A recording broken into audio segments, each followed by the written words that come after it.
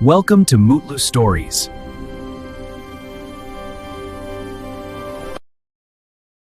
అనగనగా పాతలిపుత్ర అనే నగరంలో ఒక పండిత బ్రాహ్మణుడు నివసించేవాడు. అతడు చాలా వినయశీలి, ధార్మికుడు. దేవుడతనికి 2 కుమారులను ప్రసాదించాడు.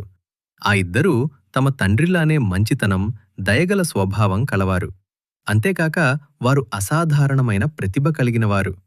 పెద్ద కుమారుడికి ఒక ప్రత్యేకమైన శక్తి ఉండేది. అతను మనుషుల స్వభావాన్ని అర్థం చేసుకుని వారి ఉద్దేశాలు ఎలా ఉన్నాయో ముందుగానే తెలుసుకుని ఇతరులను హెచ్చరించగలిగేవాడు. చిన్న కుమారుడికి మరో ప్రత్యేకమైన శక్తి ఉండేది.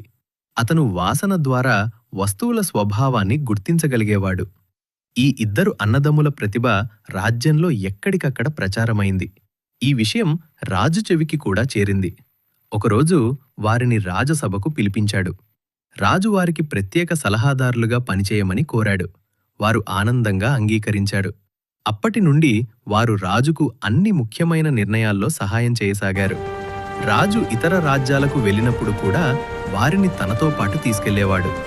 ఒకరోజు అలాంటి ఒక ప్రయాణంలో వారు ఒక ఇతర రాజ్యానికి వెళ్లారు. ఆ రాజు వారిని ఎంతో ఆతిథ్యంతో స్వాగతించాడు. వారి గౌరవార్థం పండుగలు, కార్యక్రమాలు ఏర్పాటు చేశారు. ఆ రాత్రి రాజు మరియు అతని సైనికులు రుచికరమైన భోజనం, పానీయాలతో ఆనందించారు. తర్వాత రాజు విశ్రాంతి తీసుకోవాలనుకున్నాడు. అతనికి ఒక అందమైన, సౌకర్యవంతమైన గది సిద్ధం చేశారు. రాజు మంచం దగ్గరకు వెళ్లి దిండుపై తలపెట్టబోతుండగా పెద్దవాడు అన్నాడు, మహారాజా, ఈ రాజుపై నాకు నమ్మకం లేదు. అతను మీపై ఈర్ష్యతో ఉన్నాడు. మీకు హాని చేయాలని యోచిస్తున్నాడు. రాజు నవ్వుతూ చెప్పాడు, అబద్ధం. మన కోసం ఇంత ఏర్పాట్లు చేసినవాడు మనకు ఎలా హాని చేస్తాడు? నువ్వు ఎక్కువగా తిని అలా మాట్లాడుతున్నావేమో అని చెప్పి దిండును తీసుకోబోతుండగా పెద్దవాడు అతని చేతిని ఆపాడు. క్షమించండి మహారాజా, కాని ఈ దిండులో ఏదో అనుమానం ఉంది. దయచేసి ముందుగా దీన్ని పరీక్షించాలి అన్నాడు. రాజు కొంత అసహనంగా ఉన్నా అతని మాటలను పట్టించుకున్నాడు. వెంటనే చిన్నవాడితో దిండును పరిశీలించమని చెప్పాడు. చిన్నవాడు దగ్గరకు వచ్చి దిండును వాసన చూసి అన్నాడు, మహారాజా, ఈ దిండులో జంతువుల రోమాలు కలిపారు. వాటిలో కొన్ని చాలా పదునైనవి. మీరు తలపెట్టినట్లయితే చర్మాన్ని గుచ్చేస్తాయి. వాటి చివరల్లో విషం పూసి ఉంది. ఇది ప్రాణాంతకమైనది. ఇది విన్న రాజు వెంటనే దిండును తాకకుండా పక్కన పెట్టాడు. ఆ రాత్రి దిండు లేకుండా నిద్రించాడు. మరుసటి రోజు ఆ దిండును రహస్యంగా తన రాజ్యానికి తీసుకెళ్లి నిపుణులతో పరీక్ష చేయించాడు. వారు అన్నదమ్ముల మాట నిజమేనని నిర్ధారించారు.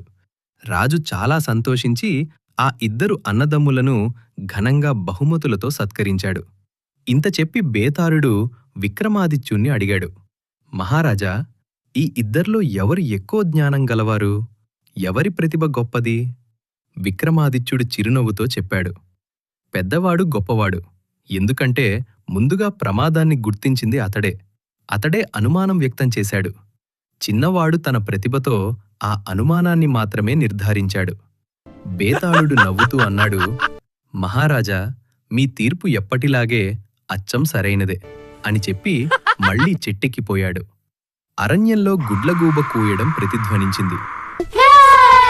Please subscribe to our channel.